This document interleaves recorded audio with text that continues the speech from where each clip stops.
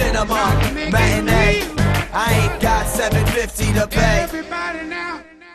Know how to write a damn script is what they need to know. You know one better than to come see this movie. You know, I never thought I'd say this, but I thought Nicolas Cage was better than this. I didn't even think they wrote scripts like this anymore. Well, this does feel like a recent bad M. Night film, no question about it. Oh, but you know what? At least M. Night Shyamalan, he should have stepped out there in this movie and been like, see, I ain't never done anything as silly as this right here. The happening ain't looking that bad now, is it? I love how you coined this term that I always use, a pastiche of bullshit, where it is like it's a Frankenstein monster where we start out with something supernatural that leads into an astrophysicist, so it's all about science trying to explain it. So yeah, the movie opens up in 1959. They're putting a time capsule in the ground at this elementary school, and we cut 50 years later.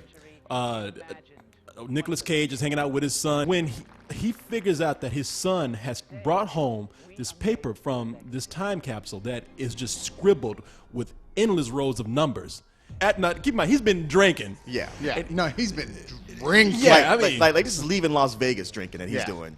All of a sudden, he puts his drink down, and the ring that's left from his drink on the paper, he looks at it and it's like, you know what?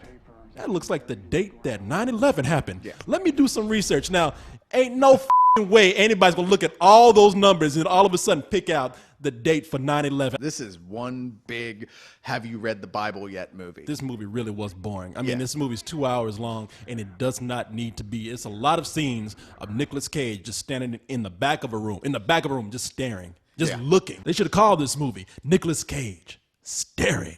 Up until the end, I thought it was just completely boring. I mean, there's a couple of set pieces with an accident. Like there's a train accident that's done really well. You know, it's all special effects, but it's badass. It was like the subway was a monster. The Yes, subway's like, pretty when people much. trying to run, the subway's like, nah, mother, come here. And it just took a whole row of people out.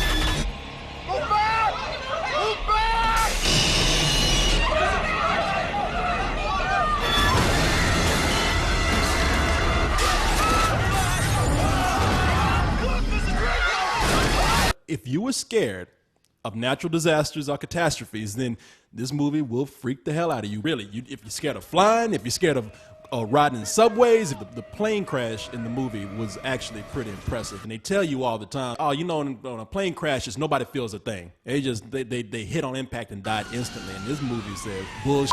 Yeah, you walk out of it, but you walk out of it burning to death. You're on Or fire. a polar bear comes and hits you. Poor Nicolas Cage. He's trying to be a good Samaritan. Like, he tries to set one person out, and he's trying to put every one of them out with a blanket. Yeah. And you know, like the last person, he throws a blanket on the blanket, just like, he just like, he fueled the fire. I know. But it's kind of like Alice Proyas just stopped and said, you know what? I love this thing with people on fire so much. Let's set some animals on fire. They got one scene where somebody points out the window and you see a bunch of moose and rabbits. I mean, they're pretty much running on their hind legs. Oh, God! Help me! Yeah, it was like a drag version of Rocky and Bullwinkle. They were all flaming. Come on, man. This is directed by Alex Proyas. He directed a couple of movies that I like a lot. Dark City, I Yeah. liked a lot. Classic. The Crow, Yeah. The original. And Even I, Robot. So I'm not gonna blame him for this movie. You know, in I don't particular. blame him. I feel like he did the best he could with material. I'm like, wow, you guys are skirting the you at this point. Yeah. But I'm gonna be kind and give it some old bullshit. This movie preys on some stuff I personally really find offensive.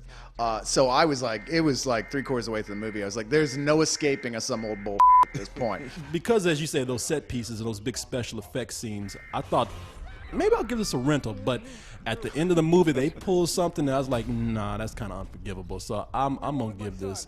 Is it possible to give a movie a high bullshit? Have we come to this now?